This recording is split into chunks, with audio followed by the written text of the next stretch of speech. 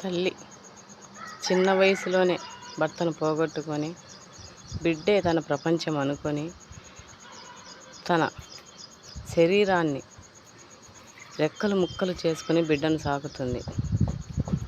తనకు 60 ఏండ్ల వయసుకే వృద్ధాప్యం వస్తుందా చెప్పండి? అలా వృద్ధాప్యం వచ్చి కాలు చేయి ఒడిగినప్పుడు ఆ బిడ్డ ఆ తల్లికి ఆసరా ఉండాలి కదా. కానీ తన కాలు చేయి పోయినట్టు నోరు పడిపోలేదు అని అంటాడా? అసలు వాడు బిడ్డేనా? అలాంటి బిడ్డలు ఉండడం అవసరమా అనుకుంటా నేనైతే కదా. ఎంత నరకం ఆ తల్లికి. 60 సంవత్సరాలకే వృద్ధాప్యం వచ్చిందంటే ఆ తల్లి ఎంత కష్టపడి ఆ బిడ్డను సాకి ఉంటుంది ఒక్కసారి ఆలోచించు. నీ తల్లి లేకుంటే నువ్వు ఎక్కడుంటావు? తన పుట్టింటి వాళ్ళు చిన్న వయసులోనే భర్త పోయినాడు మళ్ళీ పెళ్లి చేసుకో అంటే ఎంగిలి ఇస్తరాకులో భోజనం ఎవరు చేస్తారు నానా అని అడుగుతుంది ఆ తల్లి. అలాంటి తల్లిని ఈరోజు నోరు పడిపోవాలంటావా? అసలు నువ్వు బిడ్డవేనా?